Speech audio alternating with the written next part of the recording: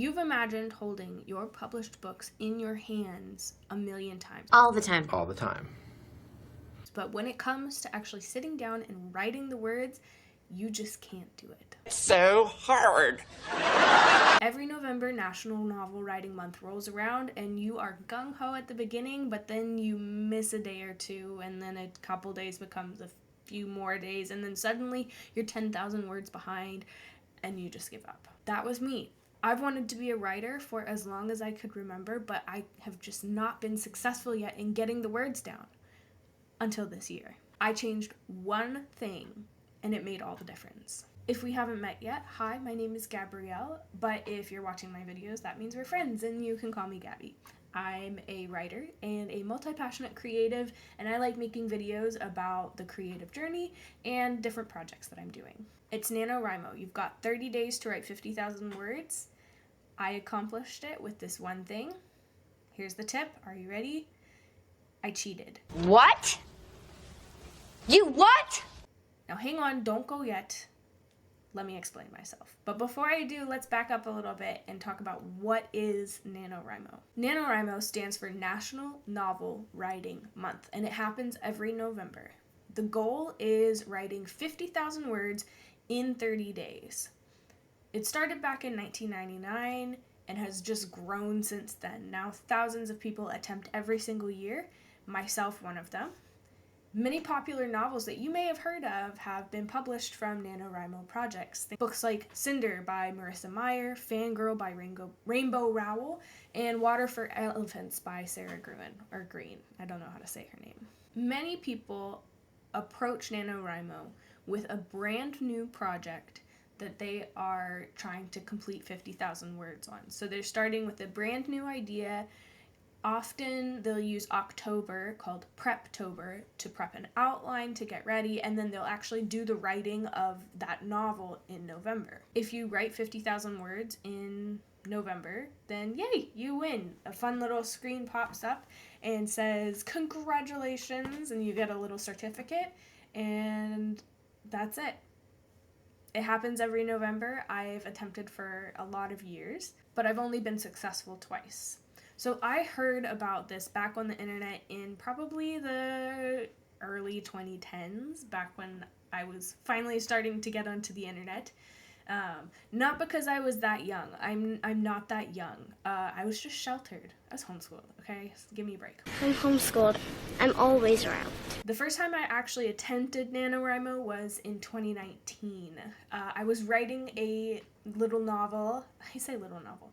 I was writing a novel. Man, I worked hard. I worked so hard for this. About a group of vigilante grandmas. And I was successful. I wrote 50,000 words, and it was so gratifying. I attribute a lot of that to my situation at the time. So I was brand newly married. I had just moved to Canada from the US. I didn't have any kids, and I also didn't have a job at the time because I was still waiting for my nursing license to be transferred from a US license to a Canadian license, and that process takes forever. So I had nothing better to do than just sit there and write. And I was successful. I did it. I pushed through it. I enjoyed it so much, I decided I was going to be trying this pretty much every year since then. So I attempted again in 2020, 2021, and 2022, and I'll show you my progress graphs. This is editing Gabby, so when I went back and looked at the graph for 2020, I really didn't make quite an attempt at NaNoWriMo, so truly, all of my NaNoWriMo attempts have been 2019, 2021, 2022, and 2023. This is the graph for 2020. You can see I did not make it very far. So just a correction there. As you can see, I pretty much fall off about at the halfway mark every single time. It was like the high of starting the month had worn off at that point. I lost steam, I lost motivation, I hit writer's block. I have so many excuses, but somewhere around that like day 10 to 15 mark, I just couldn't do it anymore. And so I quit. Now I did get like I don't know, a good 10, 15, 20,000 words out of each of those projects. But I did not write the 50,000 words in November. And so I did not win NaNoWriMo. This year, I realized that my problem was I didn't want to just bang out all of the words and force my way through a story that wasn't working. So I'm going to rewind. That first year that I did NaNoWriMo, I came across so many plot holes when I was writing. I would find something that didn't work, or a character that didn't make sense, or something I wanted to change, and I would literally just like leave a little note to myself and be like, hey, come back and change this later. I'll be back later. But then if I would do that, it would change the whole rest of the story. And so the story would then change from that point forward. But then I'd come across something else that I needed to change. And so I'd leave a little note and say like, hey, fix this later. I'll be back later. And then change the story again.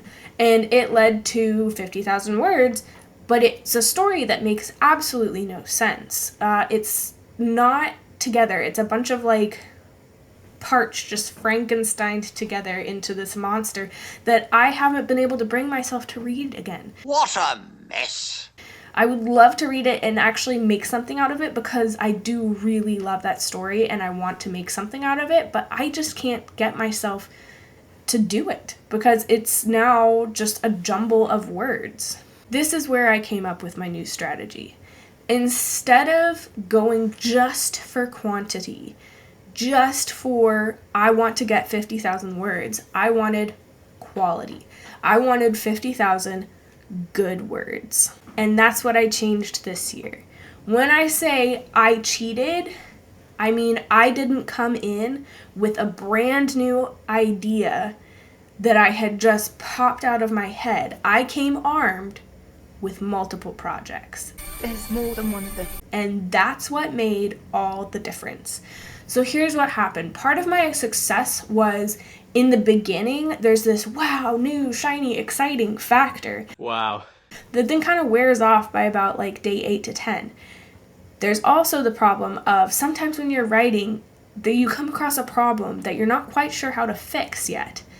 And I didn't want to just like tank my way through it, force some kind of solution and have to keep going because I needed the word counts. So what I did was I would write on one project until I hit kind of like a snag. Instead of just pushing through that snag and forcing myself to keep writing, I would swap to a new project. Wow. I'd start on the new project while I thought of a solution for the problem in the first one. I'd be able to get my word counts on this second one and then keep going. When I had a solution that I liked, I would then go back, fix the problem in that one, and keep working on that one until I hit a problem in both of them. And then I'd have, a new project. Wow. Shiny new project, let's work on that one. And so it kind of kept me going. It kept my motivation up.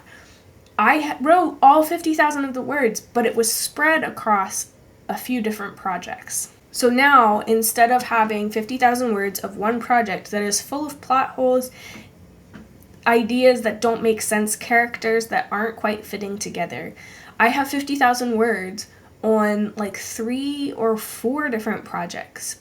But it's 50,000 good words. Well, you couldn't make it any clearer.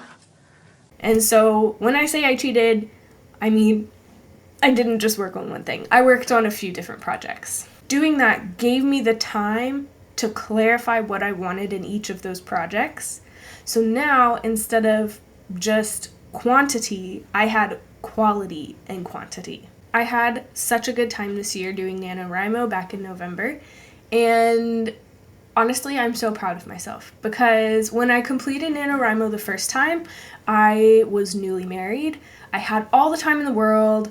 I had basically no responsibilities, and I barely managed to do it. I remember finishing the 50,000 words at like 11 p.m. on the last day of November. We're running out of time. I barely made it. This year, I'm a mom. I have 2 kids. I am on maternity leave, so I do have some time, but managing a couple of kids is a lot. My life looks so different. But I finished NaNoWriMo 2 days early. I was able to be consistent because I had these different projects to work on, and it really made all the difference in the world. That dream of holding your published book, I am not there yet either. I'm not there just yet. I've got a lot of time and energy to go before I'm there, but this year I am 50,000 words closer to that goal than I was before November. Thank you so much for watching. If you are interested in more NaNoWriMo content, I have a video of me finishing the last few words of NaNoWriMo from this year. It was such an experience, so be sure to check that video out, and I will see you in the next video.